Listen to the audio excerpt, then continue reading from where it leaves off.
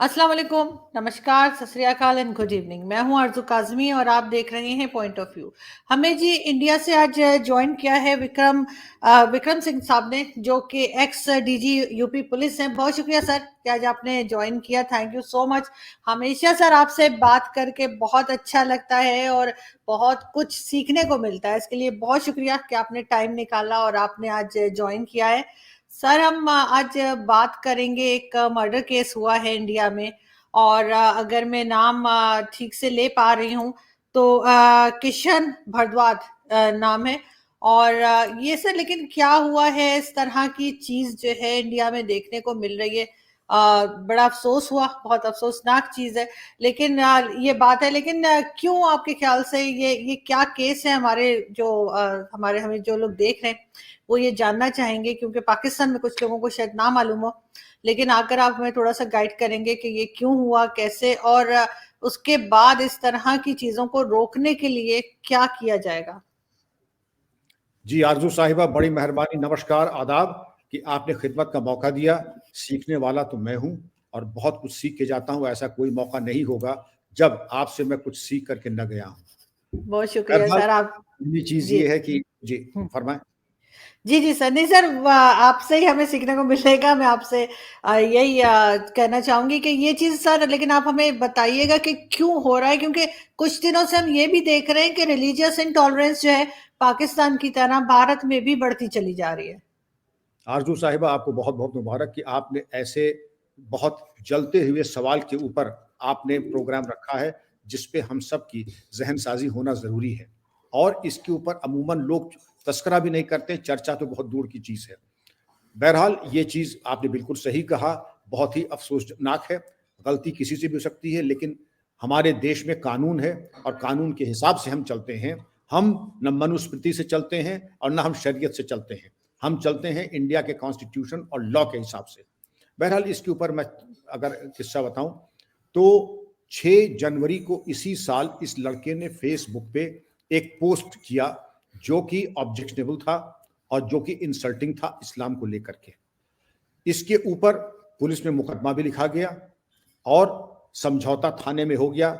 लोगों को ये खुशफहमी हुई कि, हालांकि गलतफहमी निकली बाद में, कि मामला रफा दफा हो गया, अब इसमें आगे कुछ नहीं होगा।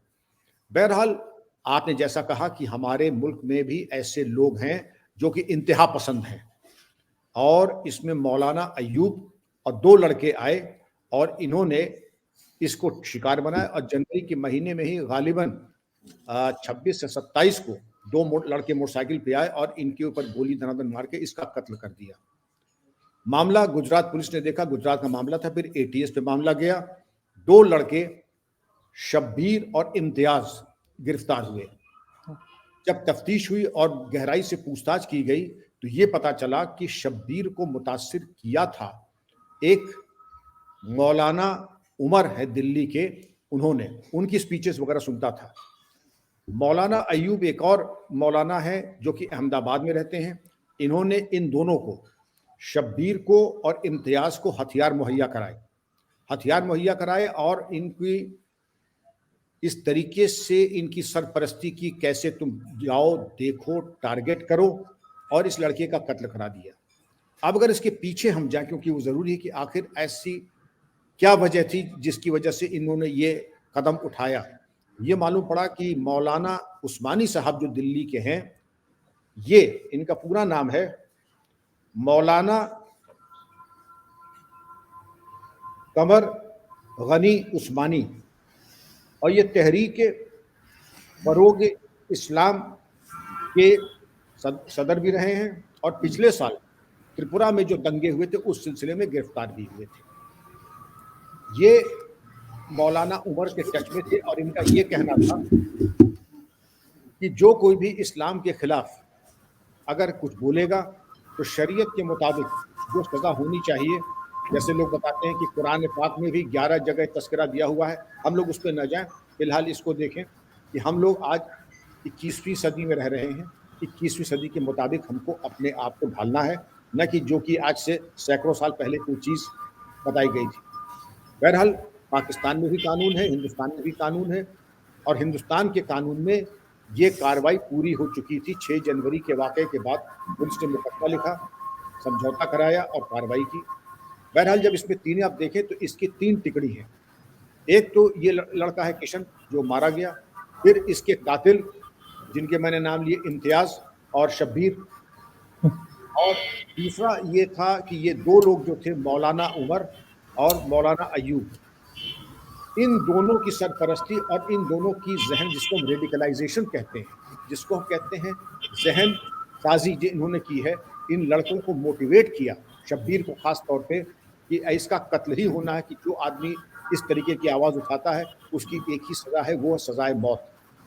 बहरहाल आपने कहा ये फंडामेंटल सर क्यों उठा रही है और इसके ऊपर हम क्या कार्रवाई की, और अगर हम कर सकते हैं ये सवाल, दरअसल मैं भी पुलिस में 36 साल मुलाजमत की है, मैं ये बता दूं हर थाने में, और चूंकि पाकिस्तान और हिंदुस्तान दोनों की पुलिसिंग एक ही संग बुनियाद पर बनी हुई है, पुलिस एक्ट 1861, तो हमारे हर थाने के रिकॉर्ड में भी हर थाने में इस तरीके के हजरात के ऊपर 6 रिकॉर्ड्स रखे जाते हैं। रजिस्टर बदमाशान, चाहूबाज, जो communal agitators registers, communal goondas register, communal violence register, SOS, confidential diary. इसके अलावा हो सकता है कि अलग अलग स्टेट्स में अलग अलग डॉक्यूमेंट्स हों।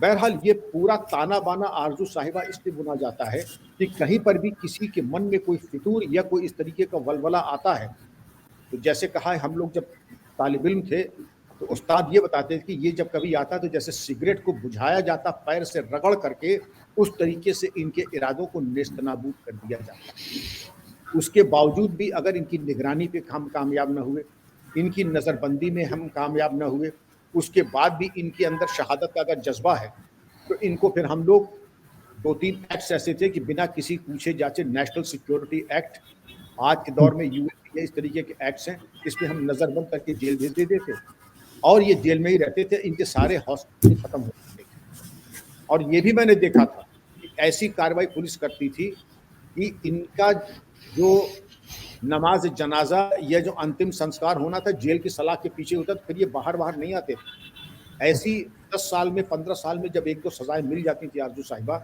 तो दोबारा कोई हिमाकत और हिम्मत नहीं करता। अब क्या हो गया है, अब मैं फिर आपको ले जाता हूं पीछे, पाकिस्तान के हमारे हर दिल अजीज हसन निसार साहब, अभी उनका रिसेंट वीडियो आया है, आपने भी गौर किया होगा। उन्होंने कहा कि चलिए आपको एक उनके टीवी आए थे रिपोर्टर, उनका इंटरव्यू ले रहे थे, फैमिली का बड़ा उम्दा इंटरव्यू था, आप भी पसंद फरमाएंगे। देखिए, उनको लेके गए थे अपनी कार चला करके और पंजाब यूनिवर्सिटी में, जहाँ के खुद भी तालिब इल्म हैं, देखिए उनका भी ये बताइए निसार साहब, जब आप यहाँ पढ़ते थे तब में और अब में क्या फ़र्क आ गया है? तब में अब में फ़र्क ये है कि अब तो बहुत ज़्यादा भीड़ भाड़ हो गई है, दाढ़ी वाले बहुत ज़्यादा हो गए हैं, बुरके और हिजाब वालियाँ बहुत ज़्यादा हो गई हैं। ये हसन निसार साहब कह रहे हैं, ये मैं नहीं कह रहा हूँ। हसन निसार साहब ने अगर ये बात कही है, बहरहाल अगर ये है, इसमें तो खुशी भी है और क्वेश्चन मार्क भी है। खुशी इस बात की, लोग अगर प्रैक्टिस करते हैं, इसमें किसी को क्या तरद्दुद हो सकता है, बड़ी अच्छी बात है। लेकिन अगर कोई अपना मज़हब प्रैक्टिस कर रहा है, तो मुझे ये कोई हक नहीं कि किसी और मज़हब के बारे में हम उल्टी सीधी बेबुनियाद या इंसल्टिंग बात कहें। और अगर मैंने ऐसी हिमाकत की तो कानून हिंदुस्तान में भी section 153 of the IPC, 295A of the IPC, इसके अलावा नेशनल सिक्योरिटी एक्ट यूएपी हमारे लिए बना है कि अगर किसी ने इस तरीके की हिमाकत की तो ऐसी माकूल कार्रवाई की जाएगी। दोबारा आप सपने में भी ये सोच नहीं सकते किसी की इज्जत, किसी की मजहब के ऊपर आप गुरबती की बात करें। लेकिन कानून में ढिलाई, क्या रीज़न है उसका, क्यों कार्रवाई नहीं हुई? आपने 2 बातें देखी होंगी। हिंदुस्तान में एक जलसा हुआ था और उस जलसे में आपने देखा होगा आरजू साहिबा कि लोगों ने भड़काऊ बातें की थी और दुनिया भर की वो बात की जो कि न सिर्फ गैर मुनासिब है बल्कि गैर कानूनी है। कार्रवाई बहुत देर से हुई। इस तरह से इस मामले में अगर किसी को हम प्रवोक करते हैं, हथियार देते हैं, तो आसमान से नहीं आया था, इसकी तैयारी होती है, हथियार के इंतजाम किए जाते हैं, लोगों को शिकार बनाने से पहले उनको टारगेट किया जाता है, उनको सर्वेलेंस किया जाता है, उसकी आदतों पर निगरानी करके तब हम उसके ऊपर हमला करते हैं। और तो पुलिस क्या कर रही थी? मैं तो उम्मीद करता हूं कि जो पुलिस कहा जाता है कि इससे पहले कि दिमाग में कोई वलवला आता है, उससे फ़ौरन से पेशतर की हम अपना हाथ अपनी जेब में पिस्तौल डाल डालें, पुलिस तुरंत आके पकड़ लेती है हाथ कि अब जनाब चलिए ज़रा थाने में आपसे पूछताछ करनी है, आपकी खैरियत लेनी है। इस तरीके की प्रोएक्टिव पुलिसिंग हो तो आरज़ू साहिबा इस तरीके की वारदात नहीं हो सकती। हमारी लेकिन इंतज़ामिया जी, जी, जी, नहीं, नहीं, आप कंप्लीट कर लीजिए। हमारी पुलिसिंग में कुछ कमी रह गई थी क्योंकि हमने आपकी 2 मिसालें दी, जो हरिद्वार वाली थी, जो धर्म संसद की, उसमें हमने कार्रवाई बहुत देर से की। इसमें भी सब कुछ पूरी कार्रवाई होगी। वो मौलाना जो पिछले साल त्रिपुरा के दंगे में गिरफ्तार हुए थे, मौलाना उमर, वो छूट गए तो कम से कम कोई निगरानी तो होनी चाहिए थी, उनकी फ़ोन कॉल्स उनके ऊपर कि वो किससे बात कर रहे हैं, क्या कह रहे हैं।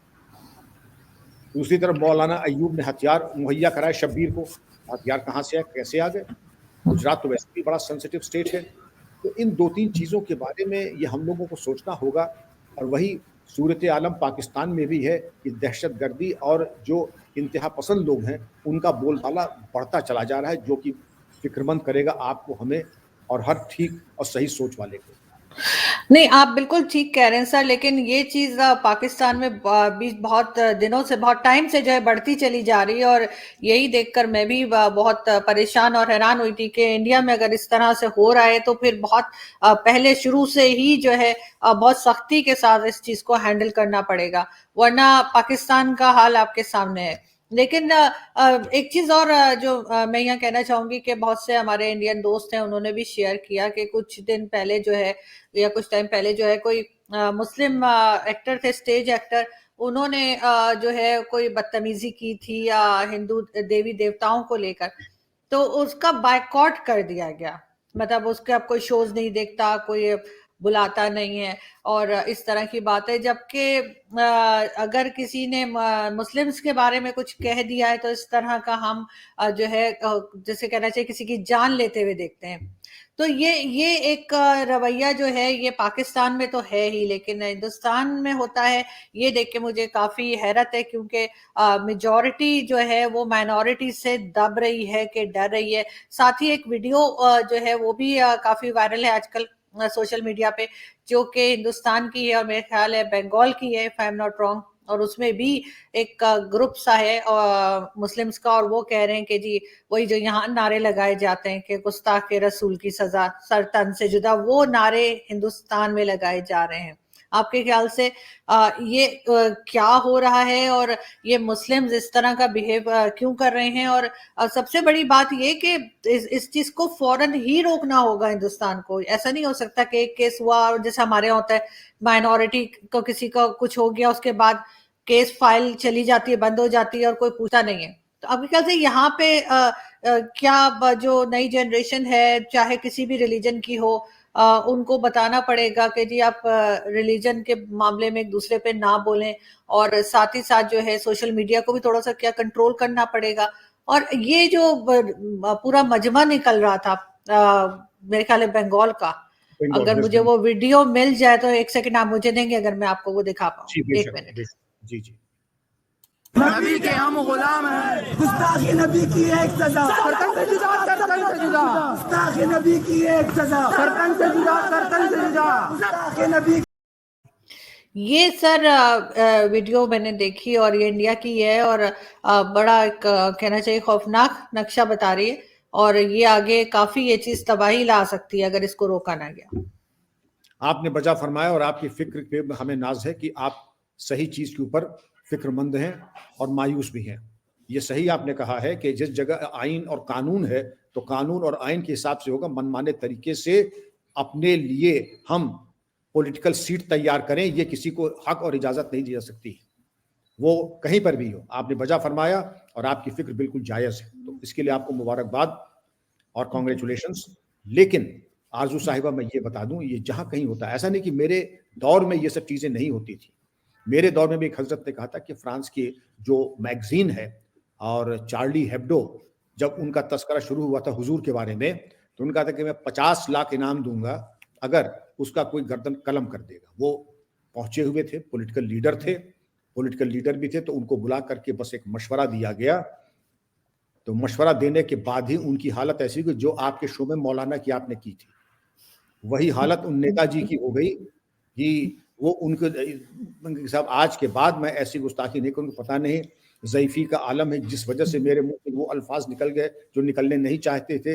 अब आप जो भी सज़ा देना चाहें, मैं और मेरी 7 पुश्त अब इस तरफ करना तो छोड़ दें, कभी देखेंगे नहीं। लेकिन हमारी ज़िम्मेदारी है 2 बातें। ये जुलूस निकला, पुलिस ने क्या कार्रवाई की? इसी तरह से जब कभी आदमी पहले ही शुरुआत करता है, जिसको कहते हैं पिस्तौल निकालना, गोली लगाना और उसके बाद शिस्त लेना और चलाना, वो तो बहुत दूर की चीज़ है। जिस वक्त हमारे इल्म में यह है कि हमारी जेब में पिस्तौल है, तो हमारा फर्ज बनता है जाके उनको पहले नजरबंद करें, पूछे ये पिस्तौल कहाँ से है, जायज़ है, नाजायज़ है, और आपके इरादे क्या है, किसकी खिदमत में आपने पिस्तौल अपनी जेब में रखी है। तो आरजू साहिबा, इसमें चूक दर चूक 4 लेवल्स की चूक है। ये जो जुलूस निकला है, जुलूस निकला नाजायज और गलत बयानबाजी की, पुलिस ने कोई कार्रवाई नहीं की, और इसलिए ये जरूरी है कि वहां के पुलिस वालों को मुअत्तल करना चाहिए। नहीं किया, ये बहुत बड़ी गलती पुलिस लीडरशिप की भी है। कानून ने हमेशा हमको ये इजाजत दी है कि हम कार्रवाई करें, और हम कार्रवाई क्यों नहीं करते हैं, मैं इस पे थोड़ा सा आप की तवज्जो चाहूंगा। कैसे? हम ये देखते हैं कि हमारे जो पॉलिटिकल बॉसेस हैं उनको क्या सूट करता है। पॉलिटिकल बॉसेस को जो सूट करता, भले ही लीगली इनकरेक्ट हो, नाजायज हो, लेकिन हम उसकी तरफ देखेंगे नहीं, क्योंकि फिर उसकी खामियाजा और उसके छींटे हमारे ऊपर पड़ेंगे। हमारे जो पॉलिटिकल बॉसेस कहेंगे भाई आपको क्या जरूरी है, आप कौन से जो हैं हातिम ताई हैं या खुदाई खिदमतगार हैं कि आप चले जा रहे हैं हर जगह। अरे आप चोरी डकैती राजनी लूट देखिए, इन सब चीजों में आपको पढ़ने की क्या जरूरत है। और ये अल्फाज और ये जुमले ये मेरे नहीं हैं, ये भी किसी पॉलिटिकल लीडर चीज कहते उन्होंने हमसे कहा, उनसे ये कह दीजिए कि ये अब आपसे हमें नहीं सीखना है कि हमको कहाँ देखना कहाँ नहीं देखना है। हम किसी नाजायज चीज की तरफ नहीं देख रहे, बिल्कुल जायज की, क्योंकि यही इस चिंगारी को अगर हम पहले ही नहीं खत्म कर देंगे, ये जंगल की आग की तरफ फैलेगी, हमें तो ले ही जाएगी, लेकिन जनाब आली आप भी नहीं बचेंगे। ये चीजें पॉलिटिकल लीडरशिप को बताने की जरूरत है। बिल्कुल, लेकिन सर कानून भी मौजूद है, जैसे भारत में कोर्ट भी है, तो इनको अगर जब तक आप सख्त सजाएं नहीं देंगे तो फिर अगलों का भी हौसला हो जाएगा। जैसे हमारे यहाँ सलमान तासीर साहब को मार दिया और उसको हमने हीरो बना दिया कातिल को, और उसको ऊपर यानी जो हमारे लॉयर से, जो हमारे कहना चाहिए जो जिनके हाथ में है कि वो किस तरह से केस को चलाएं, वो उसके ऊपर फूल फेंक रहे थे, यहाँ पे उसका मजार बना दिया गया। इसी तरह से जो भी हमारे यहाँ जो है मजहब की आड़ लेके किसी को मार देता है तो वो हीरो बन जाता है, उसको पता है मैं निकल जाऊंगा, मुझे कोई कुछ नहीं कहेगा। तो लेकिन अगर यही चीज भारत ने अभी से सख्ती के साथ आपके ख्याल से ना कोई सजा दी लोगों को जो भी इस कत्ल में मुलविस हैं, तो फिर वो तो यही बाकी की कौम तो यही समझेगी कि हमें तो कोई फर्क नहीं पड़ता, हम किसी को भी मार दें। बजा फरमाया, ये छोटी छोटी जलील हरकतें, मेरे अल्फाज थोड़े कड़े होंगे, जलील हरकतें, गैर कानूनी हरकतें लोगों को कुछ दिन के लिए तो हीरो बना सकती हैं, लेकिन हकीकत ये है आरजू साहिबा, ये गैर मुनासिब है, गैर कानूनी है, नहीं होनी चाहिए। और जो इंतजामिया इसकी तरफ वो कार्रवाई नहीं करता है जो कि होनी चाहिए थी, जो कानून उनको इजाजत देता है, मैं समझता हूं उनको अपनी वर्दी पहनने का भी कोई हक नहीं है, उनको भी बर्खास्त होना चाहिए। आपने बिल्कुल सही मशवरा दिया, आसान और मुफीद मशवरा दिया कि इनके ऊपर वैसी कार्रवाई जो हमारे उस्तादों ने सिखाई थी कि हुजूर ऐसे मौकों पे जैसे सिगरेट का बट बूट के नीचे रख के रगड़ दिया जाता है, वो कार्रवाई कीजिए कानून के नजरिए से, और जिससे कि दोबारा ये सर ना उठा सके आपके सामने, क्योंकि एक नज़ीर बननी चाहिए जिससे कि दोबारा अगर कोई इस तरीके की हिमाकत करे तो उसको मालूम हो कि उसके साथ कुछ याद रखेंगे कि कोई कानूनी कार्रवाई उनके खिलाफ हुई, क्योंकि इसके अलावा कड़वी दवा के अलावा कोई इसका इलाज भी नहीं है, और वो सबसे जरूरी है, क्योंकि ये पेशेवर मुजरिम नहीं है, ये सिर्फ एक जुनूनी है। जब आपने खुद देखा कि पाकिस्तान के एक मसले में कि जिसने कत्ल किया था उसके ऊपर फूल बरसाए गए, वो एक हीरो बन गया, तो ऐसे हीरोज की कमी कहीं नहीं है जो सोचते हैं कि कोई हीरोडम का या हीरो बनने का कोई शॉर्टकट ले ले। सबसे अच्छा शॉर्टकट यही कि इस तरीके की कोई अनाप शनाप बेबुनियाद उल जलूल 4 बातें कर दो, एक सेक्टर में तो हीरो हम बन ही जाएंगे, मौका मिलेगा तो एमएलए एमपी भी बन जाएंगे। तो ये एक बड़ी बदकिस्मती है हमारी सोसाइटी की कि इस तरीके के नाजायज हरकतें करने के बाद भी हम लोगों को हीरो और हीरोइन बनाते हैं, ये समाज को। और आपको सही कहा, ये पेरेंट्स को, टीचर्स को स्कूल में सिखाने की जरूरत है कि जरा सोच समझ के बोला कीजिए, किसी भी मजहब के बारे में गलत बोलना, वैसे किसी के बारे में गलत और नाजायज और हल्की बातें करने का, यही तालीम का सारा सिलसिला ही यही है कि जुबान में शाइस्तगी होनी चाहिए, जुबान ऐसी होनी चाहिए कि किसी को तकलीफ ना हो हमारे कॉल और फेल से। और अगर हमारी जुबान में सिर्फ जहर है तो सोचना पड़ेगा कि हमारी तालीम वाकई तालीम है या जहालत है। बिल्कुल, और किसी की जान ले लेने का हक तो किसी को भी नहीं है, चाहे उसकी बात हमें कितनी भी बुरी लगी हो। ठीक है, उसकी बात का जवाब हम बात से ही दे सकते हैं। अगर उसने कुछ आपको बुरा भला कहा है, पलट के आप भी बुरा भला कह दीजिए, बात खत्म हो गई। लेकिन किसी को जो है किसी की जान ले लेना, ये चीज जो है बहुत गलत है। और ये चीज सिर्फ इस्लामिक कंट्री अगर आप देखें तो सिर्फ पाकिस्तान में ही आपको ऐसा होता नजर आएगा।